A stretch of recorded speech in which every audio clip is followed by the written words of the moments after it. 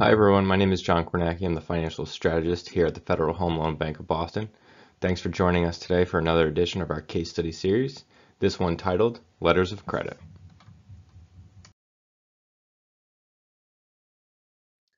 So just to start off here, I want to provide an overview of what a letter of credit is, or LOC as we call it, just so you have some basic understanding if you're not familiar with the product.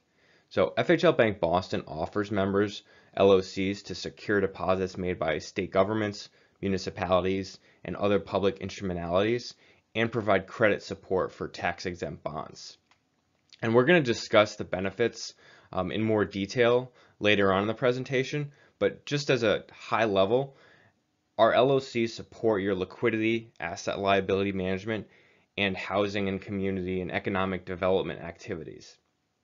In terms of the different types that we offer a variety of forms that can be tailored to meet the specifications of your deposit relationship, with terms available out to 10 years, as well as different structures. And you can see that I've listed the structures here on this slide.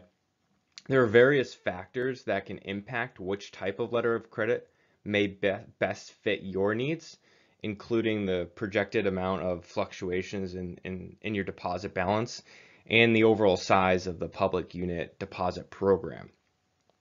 In addition to securing public unit deposits, LOCs can provide support for bond issuance.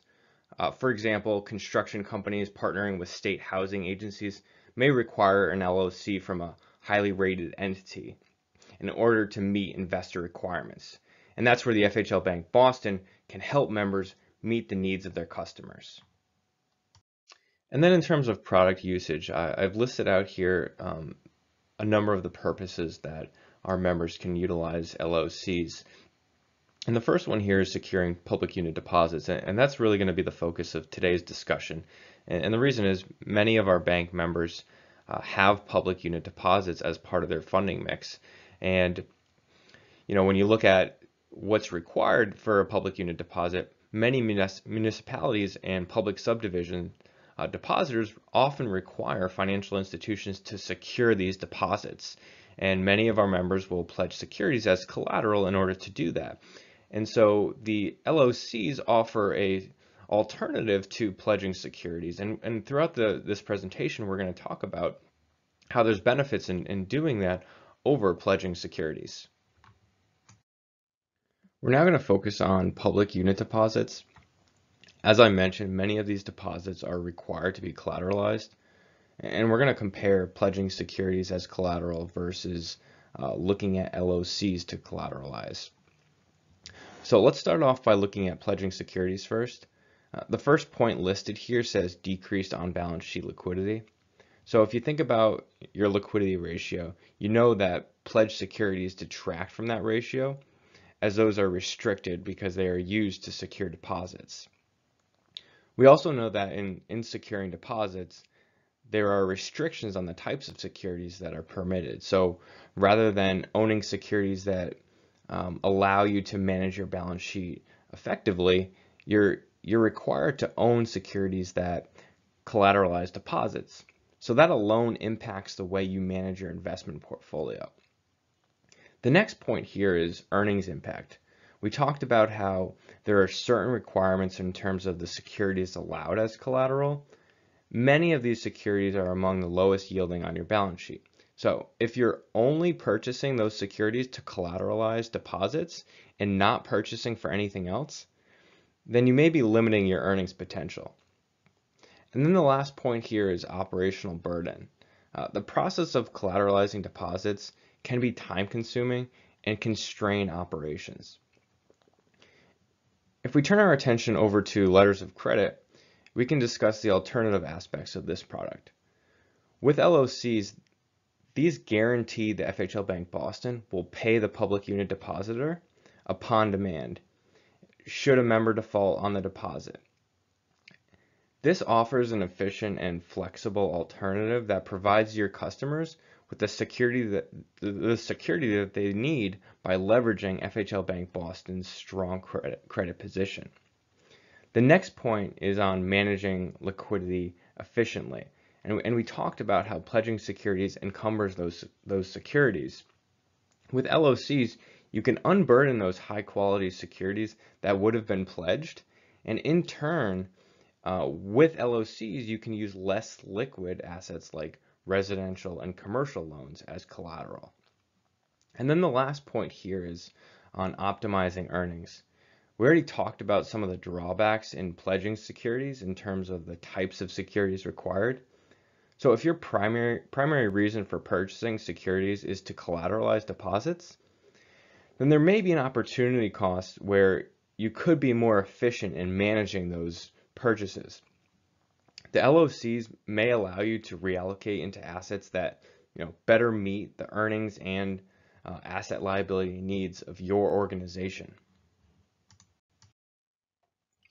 So we talked about in the last slide how pledging securities impacts your liquidity ratios. And so we're going to talk about a hypothetical scenario here where we look at the impact of using our LOC product in place of pledging securities.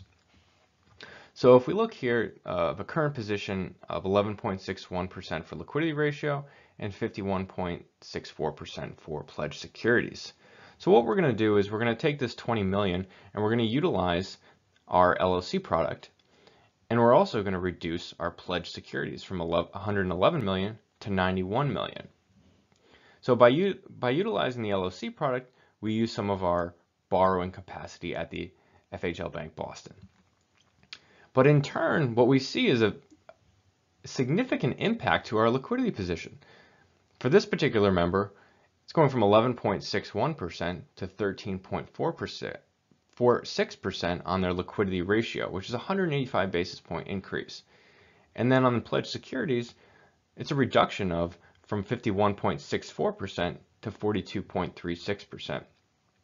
So what we're doing here is we're allowing our pledged securities to become unencumbered so they can contribute to the liquidity ratio rather than detracting from it.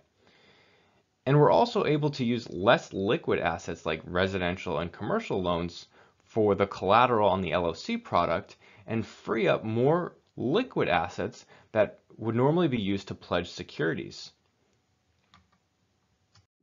So now going over to the earnings impact here, we also talked about how if you're pledging securities for the sole purpose of collateralizing public unit deposits, then there may be some opportunity cost lost in doing that strategy. And this is where the LOC product can help with that. And so we're using the same 20 million that we talked about in the last slide, and we're freeing up those securities. And in this scenario, we're going through a hypothetical situation where we free up the securities and we invest in loans.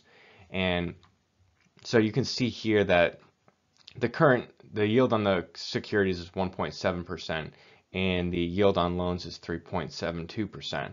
And so what we're doing is we're decreasing the securities balance and increasing it into the loans balance, because the assumption is that we are using our capital to invest in securities that are low yielding rather than investing in the most efficient products for our balance sheet. And so you can see the impact charts down here. We're saying net interest margin goes from 2.99 to 3.02%, and return on average assets goes from 0.64% to 0.67%. So this is a very simplistic example, but like I said, if your sole purpose of purchasing these securities is for collateralizing public unit deposits, then you may be giving up yield in other areas that could be used more effectively.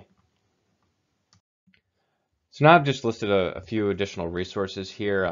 We didn't go into a tremendous amount of detail in the types of letters of credit, so I've linked that to our website. So if you're curious to find more detail on that, also pricing, and then forms and applications. So if you are interested, please reach out to your RM or myself, and we can dig deeper into this topic and see if this product makes sense for your institution. As always, thanks for listening. Here's my contact information. Again, always happy to discuss in more detail if you'd like, so don't hesitate to reach out. Thank you.